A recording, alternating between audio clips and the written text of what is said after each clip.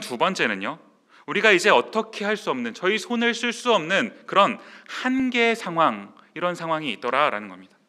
이제 저희가 이런 한계 상황을 만나면요, 두 가지 반응을 보일 수가 있는데, 먼저는 이 그 한계 상황, 벌써 이름부터가 힘든 것 아닙니까? 한계 상황의 그 어려움 때문에 방황을 하거나요, 그러는가 하면 또 뭡니까?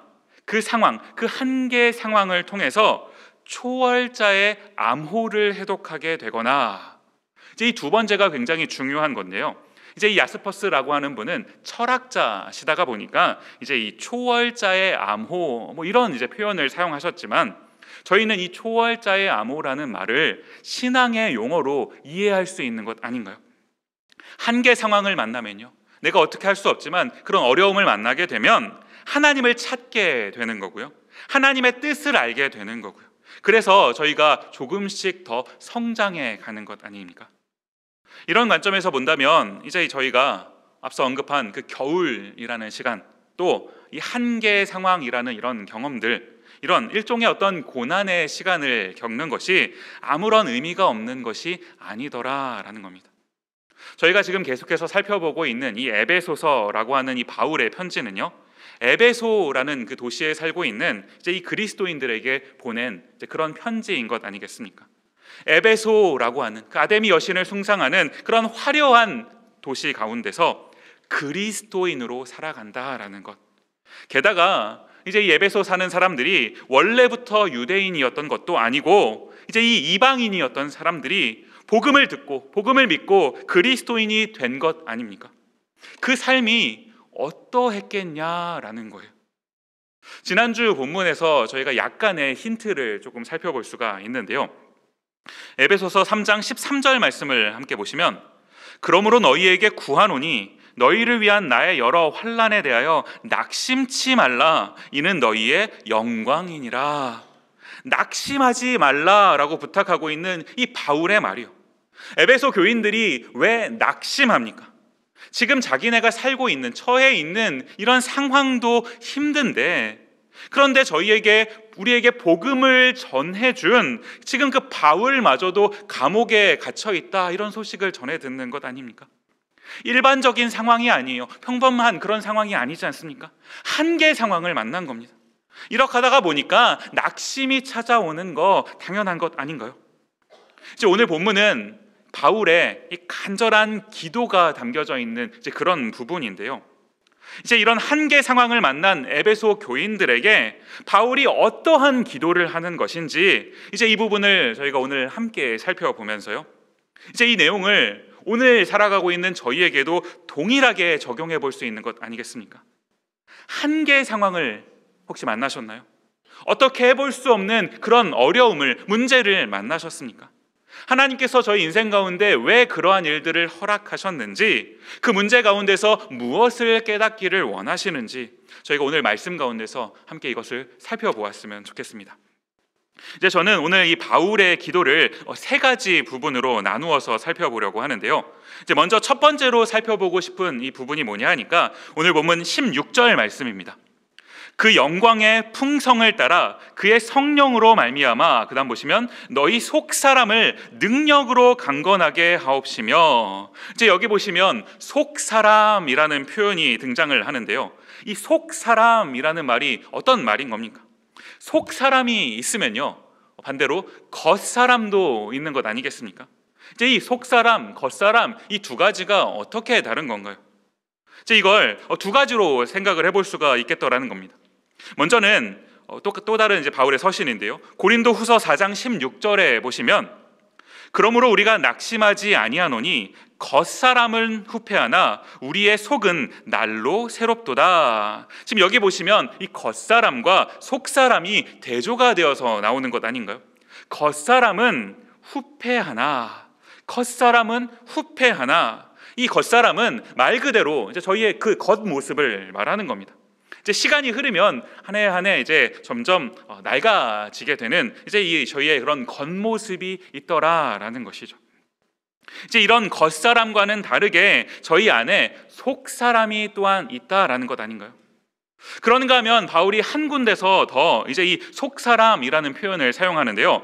로마서 7장 22절과 23절 말씀해 보시면 내 속사람으로는 하나님의 법을 즐거워하되 내 지체 속에서 다른 법이 내 마음의 법과 싸워 내 지체 속에 있는 죄의 법 아래로 나를 사로잡아 오는 것을 보는도다. 이제 여기 보시면 이 또 다른 속사람은 어떤 겁니까?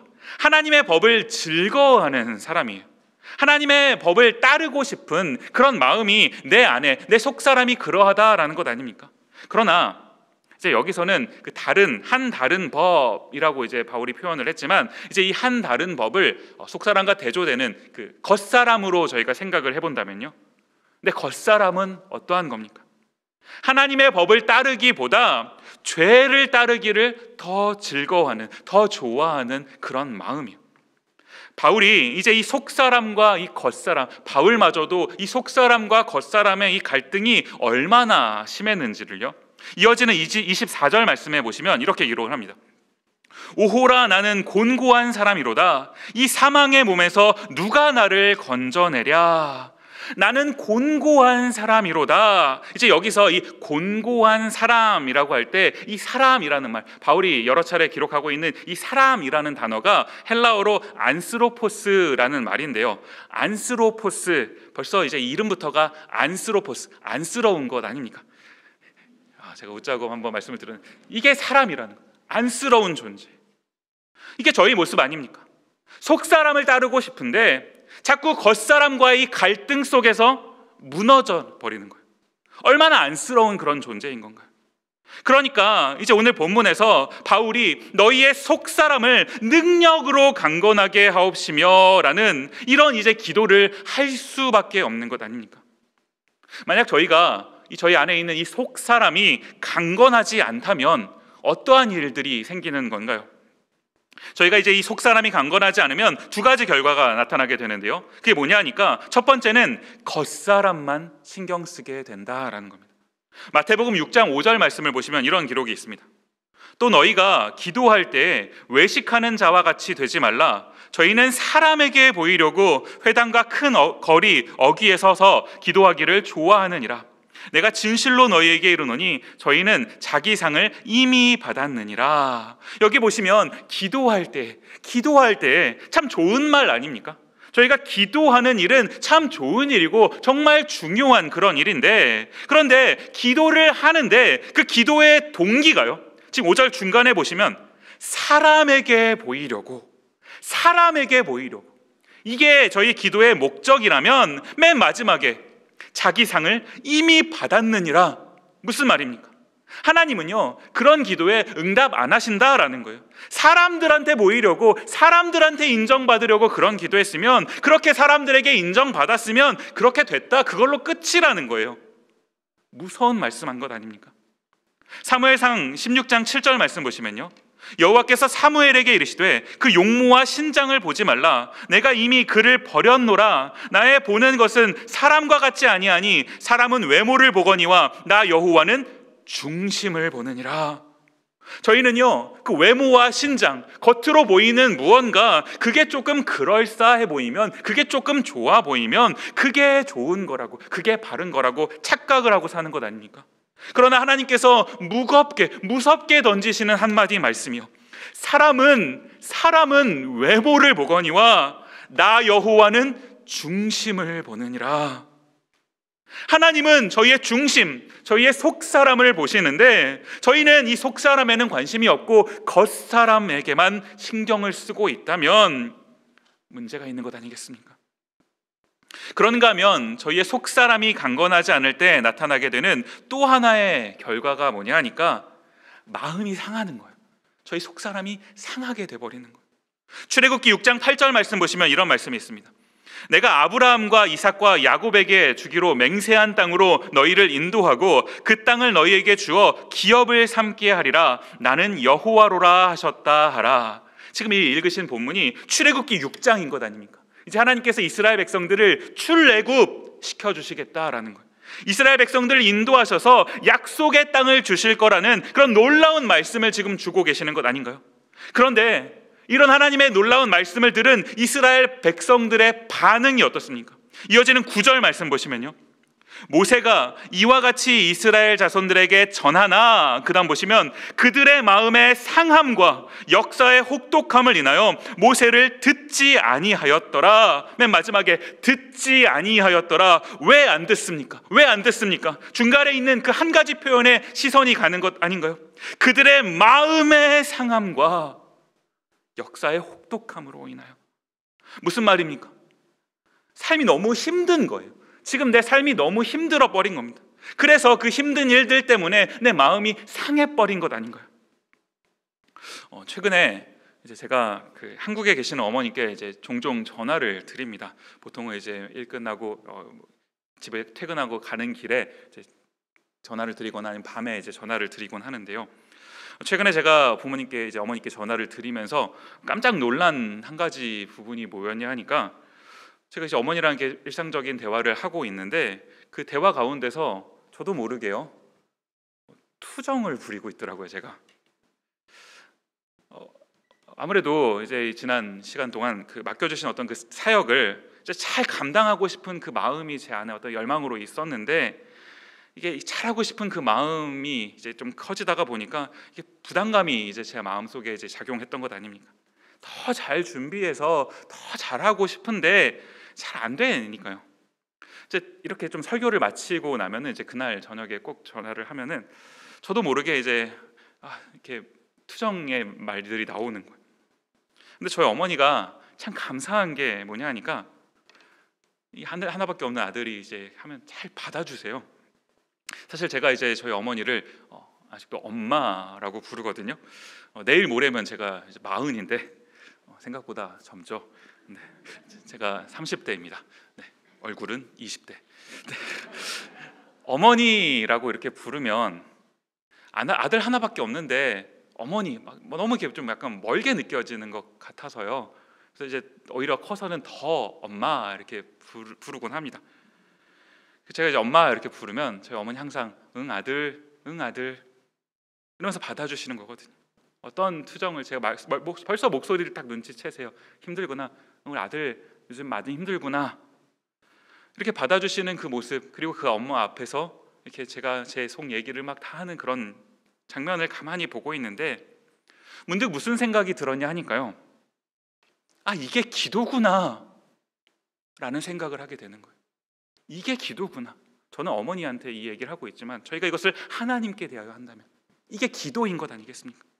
살다가 보면 마음이 무너지는 때가 왜 없겠습니까? 잘하고 싶은데 안 될 때도 있고요, 실수할 때도 있고요, 심지어 잘못할 때도 있어요. 이런저런 이유로 저희가 살아가면서 마음이 상할 때, 저희가 이 상한 마음 그대로 하나님을 찾는다면, 하나님 앞에 나아간다면 하나님께서 응 아들, 응 딸 어서 와, 내가 안아줄게, 내가 품어줄게 받아주시는 것 아닙니까? 저에게 힘 주시는 것 아닌가요? 몇 년 전에 그 개봉했던 영화 중에서요, 한거 유관순 이야기라는 영화가 있습니다.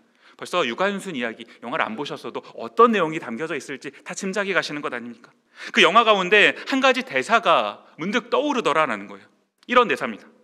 하나님께서 고통을 덜어주시지는 않겠지만 견딜 수 있는 힘을 주실 거야. 한 번 더요. 하나님께서 고통을 덜어주시지는 않겠지만 견딜 수 있는 힘을 주실 거야. 하나님께서 고통을 덜어주시지 않을 거라는 거 알아요. 상황이 쉽게 바뀌지 않을 거라는 것도 안다고요. 그러나 아무 것이 달라진 것이 없어도, 어떤 상황이 되어도 그러나 견딜 수 있는 힘을 주실 거다라는 이 고백이요. 바라기는 저희 삶 가운데서 이 고통을 덜어주시면, 저희 마음 상황을 하나님께서 위로해 주시고 좀 상황을 바꿔주시면 그러면 더 좋겠지만, 그리 아니하실지라도 견딜 수 있는 힘을 주옵소서. 우리의 속사람을 강건하게 하여 주옵소서. 이 바울의 기도가 오늘 저희의 기도가 되었으면 좋겠는 겁니다. 그런가 하면 오늘 본문 속에서 두 번째로 살펴보고 싶은 바울의 기도는요, 오늘 에베소서 3장 17절 말씀인데요, 믿음으로 말미암아 그리스도께서 너희 마음에 계시게 하옵시고 너희가 사랑 가운데서 뿌리가 박히고 터가 굳어져서, 이제 이 구절 가운데서 그리스도께서 너희 마음에 계시게 하옵시고 라는 부분입니다.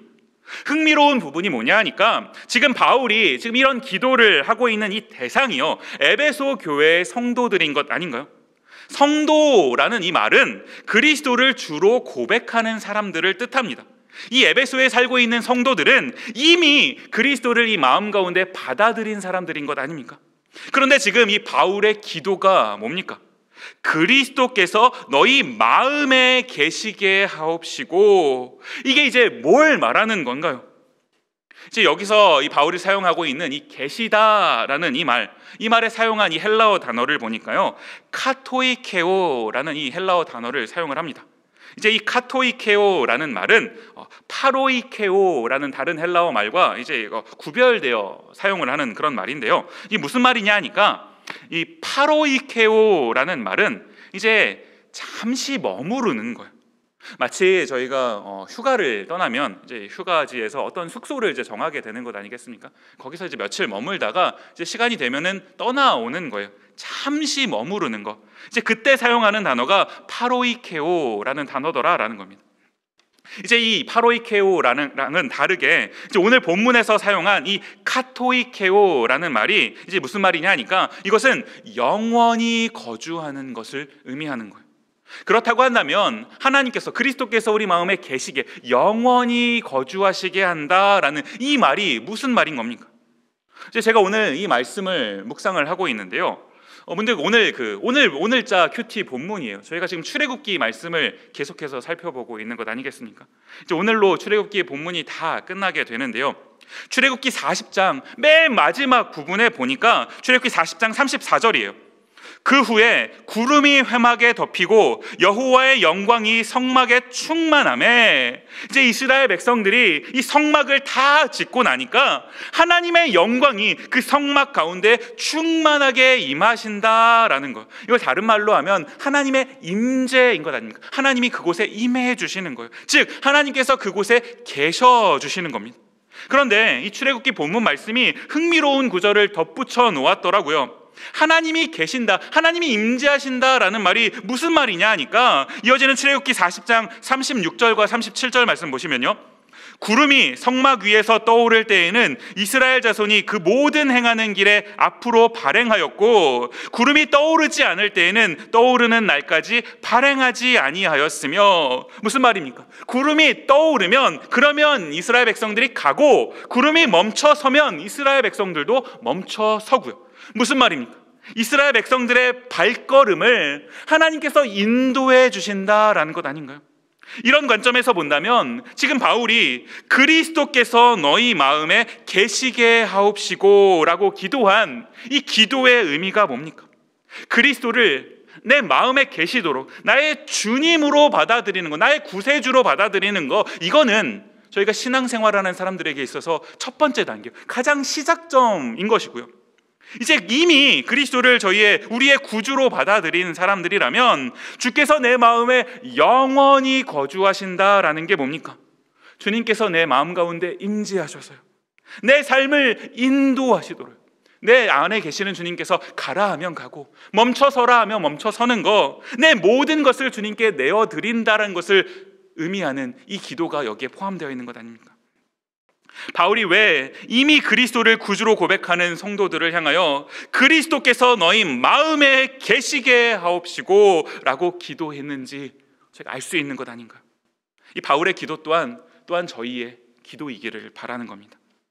그런가 하면 마지막 세 번째로 함께 살펴보고 싶은 이 바울의 기도는요, 오늘 본문 에베소서 3장 18절 말씀인데요, 능히 모든 성도와 함께 지식에 넘치는 그리스도의 사랑을 알아. 마지막에 이 지식에 넘치는 그리스도의 사랑을 알아라는 이 부분입니다.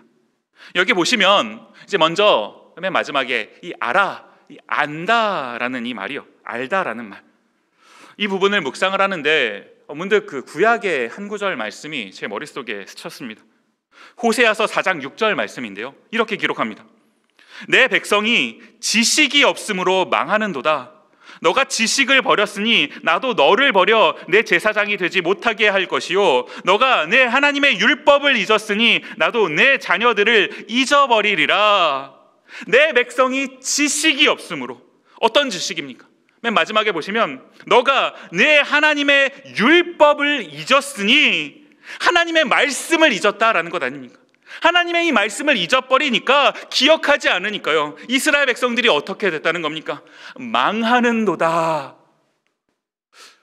공교롭게도요, 오늘 주일이 10월 31일 할로윈 데이가 아니고요, 종교개혁 기념 주일인 것 아닙니까? 세상 사람들은 자꾸 할로윈이라고 떠들지만 사실 저희는 종교개혁을 기념하는 주일로 지키는 주간이거든요.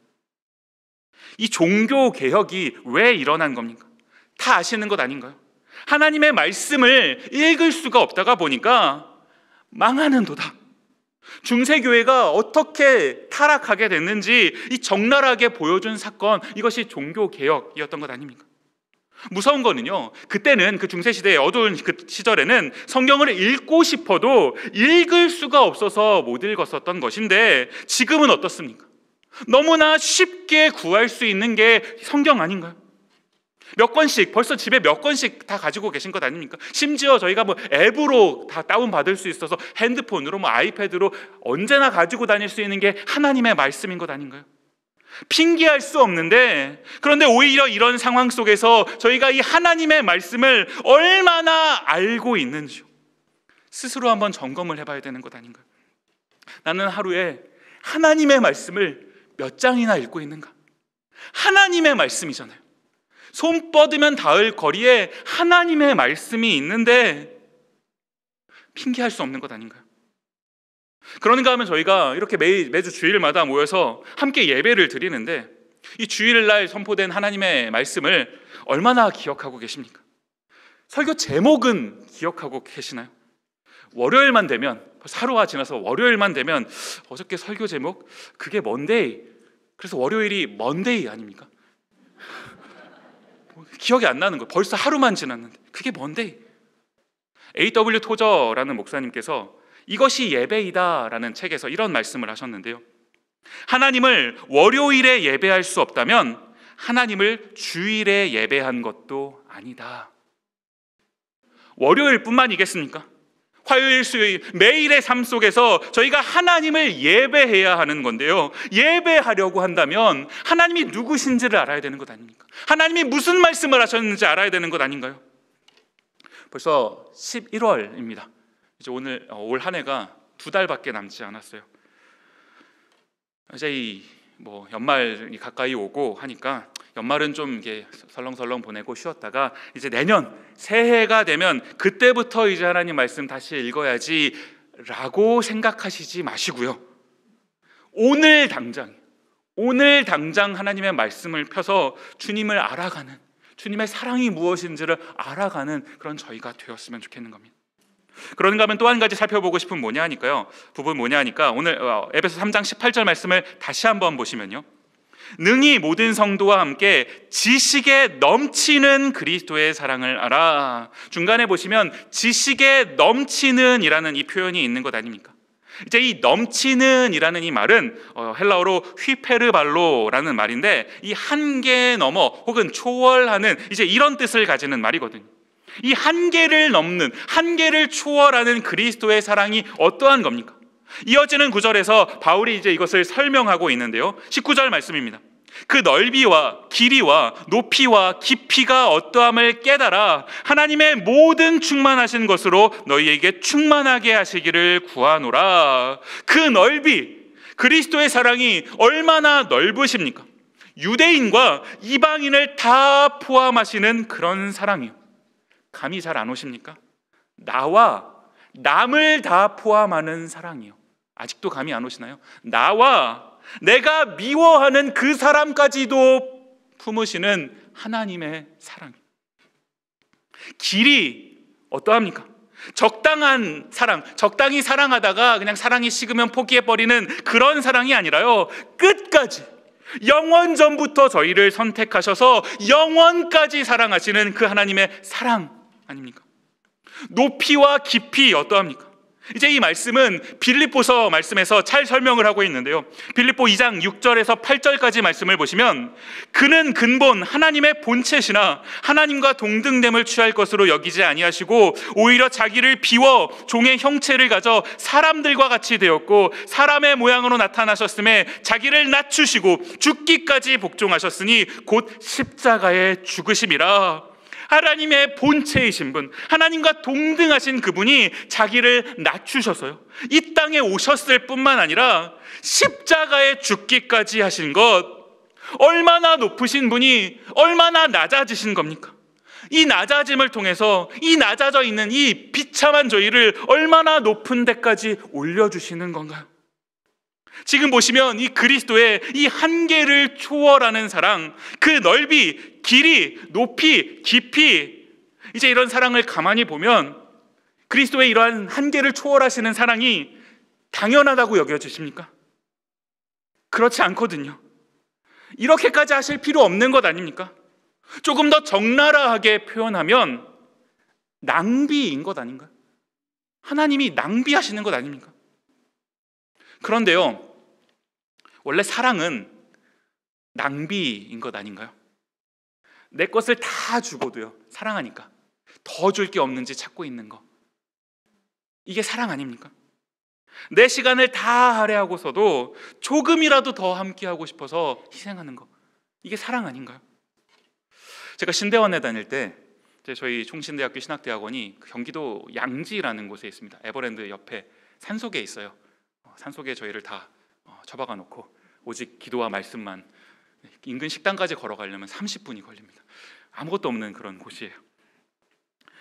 차가 없으면 나올 수가 없는 거거든요.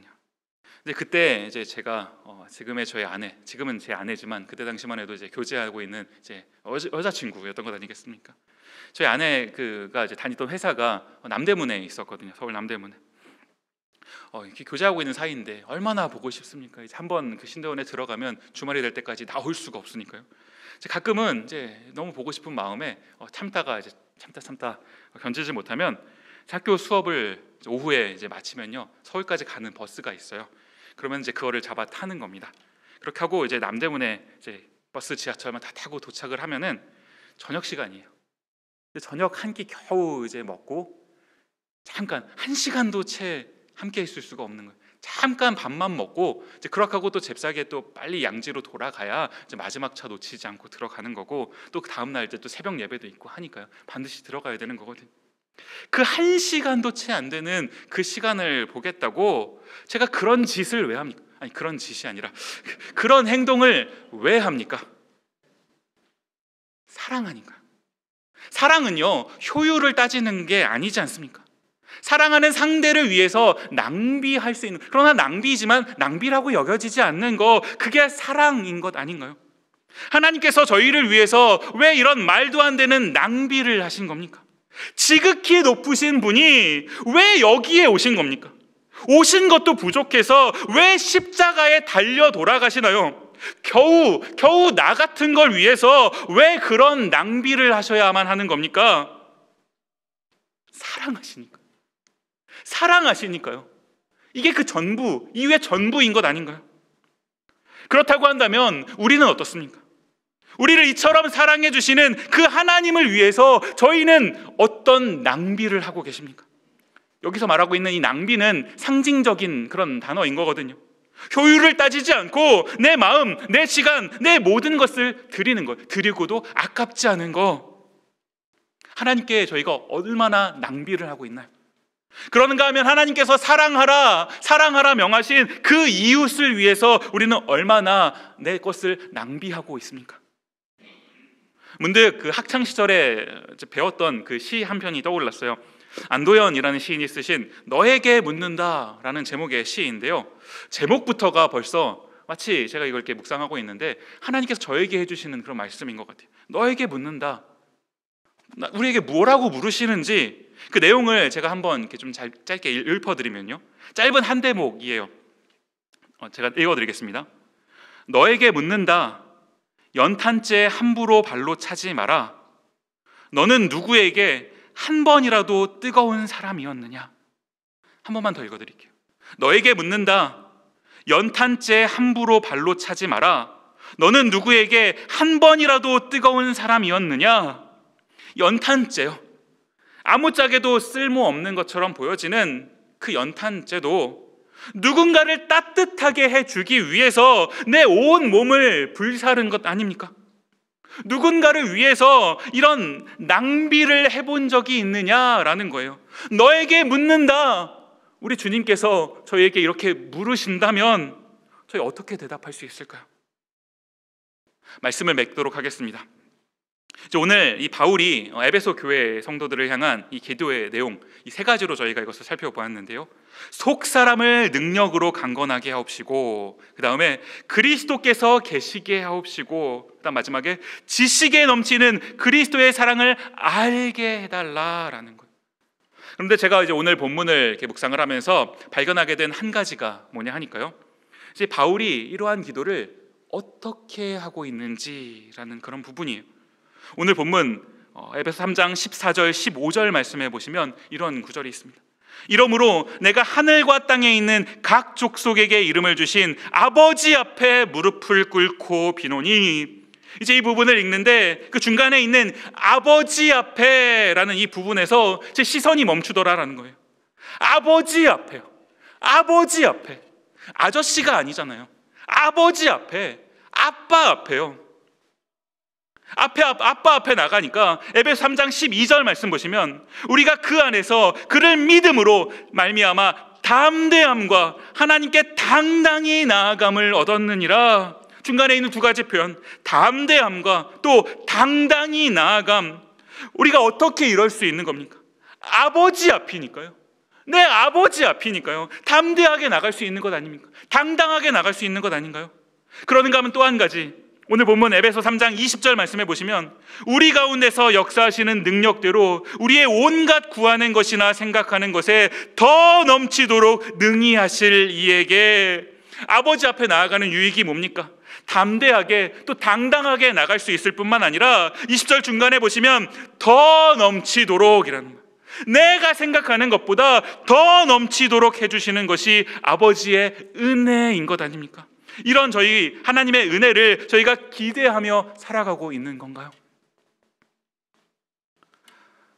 이것을 읽어드리는 것으로 설교를 마무리하고 싶은데요, C.S. 루이스라는 분이 쓰신 책 중에 영광의 무게라는 책이 있습니다. 그 가운데 보면 이런 내용이 있어요. 제가 읽어드리겠습니다.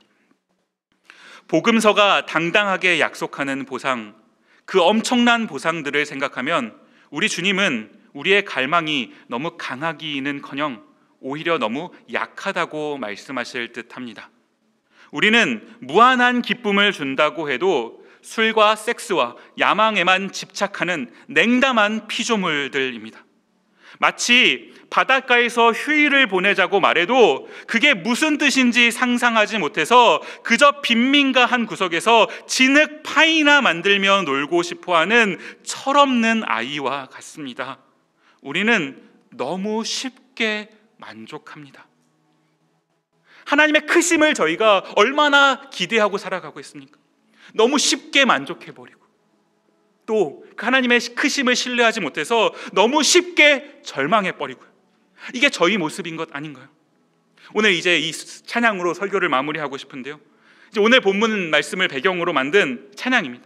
나의 기도하는 것보다 더욱 응답하실 하나님, 나의 생각하는 것보다 더욱 이루시는 하나님, 저희가 그 하나님의 크심을 깨닫고요, 하나님의 모든 충만하신 것으로 저희가 충만해지기를 믿음으로 간구하면서 우리 함께 찬양했으면 좋겠습니다. 같이 찬양하도록 하겠습니다.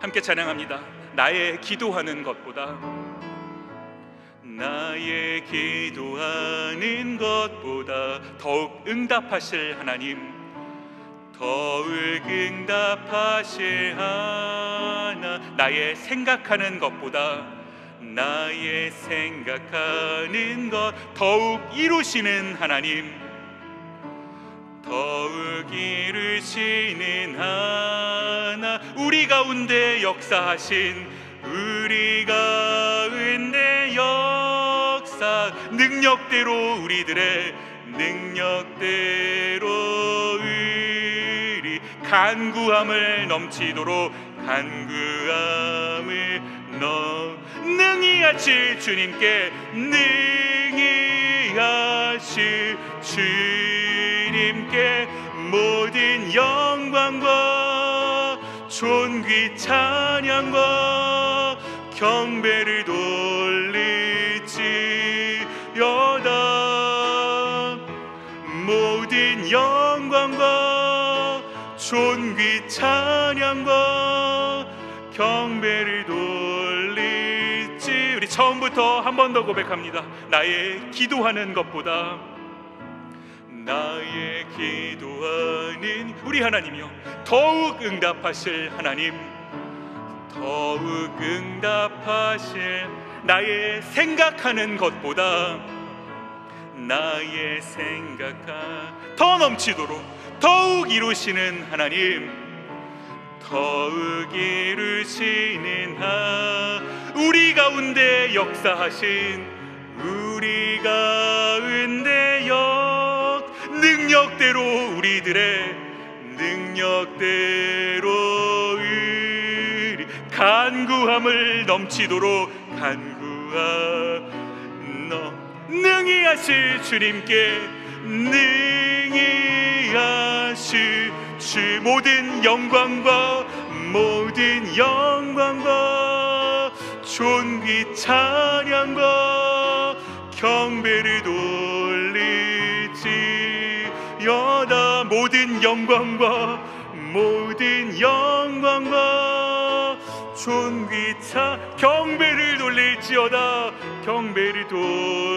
우리 한 번 더 고백합니다. 우리 가운데 역사하신 능력대로 우리 가운데 역사하신 능력대로 우리들의 간구함을 능히 하실 주님께 능히 하실 주님께 모든 영광과 존귀 찬양과 경배를 돌릴지어다. 모든 영광과 존귀 찬양과 경배를 돌릴지어다.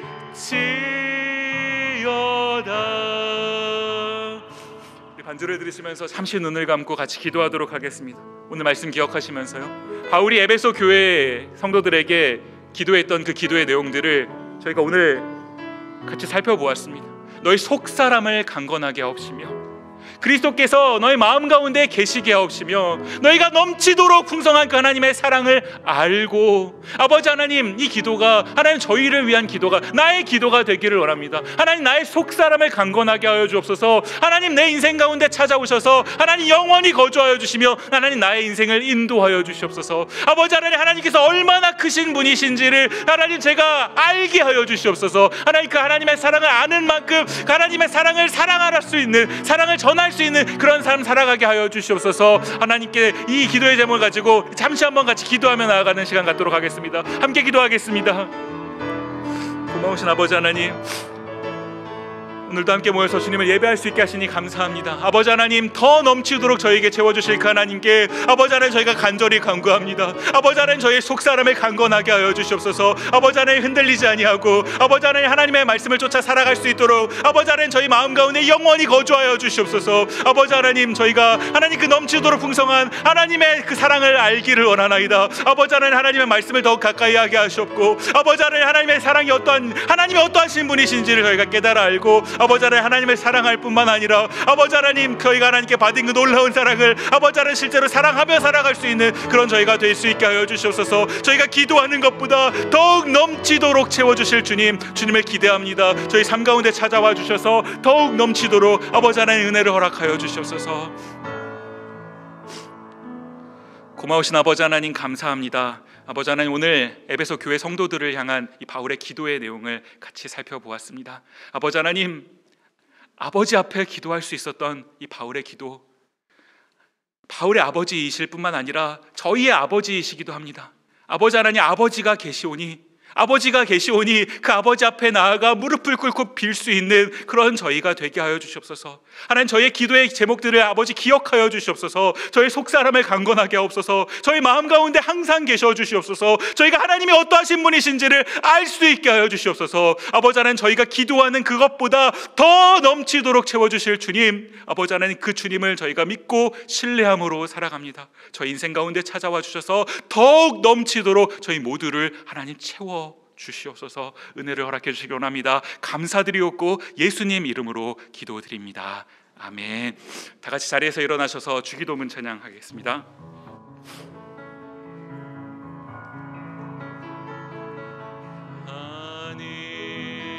하늘에 계신 아버지, 이름 가사 주님 나라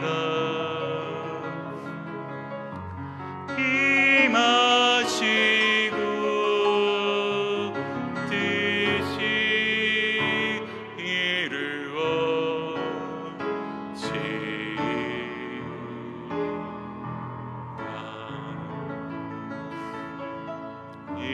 일용할 야식 주시고 우리들의 큰 죄 다 용서하옵시고 또 시험에 들게 마시고 악에서 구원하소서. 주의 나라, 주의 권세, 주의 영광 영원히.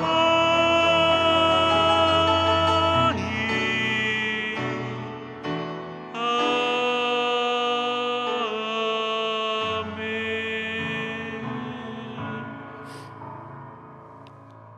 우리 주 예수 그리스도의 은혜와 하나님 아버지의 다함 없는 사랑과 성령님의 위로와 교통하심이 주신 말씀 마음에 간직하고 그 말씀대로 살아가기로 다짐하고 돌아가는 모든 주의 자녀들에게 지금 그리고 영원히 함께 하시기를 간절히 축원하옵나이다.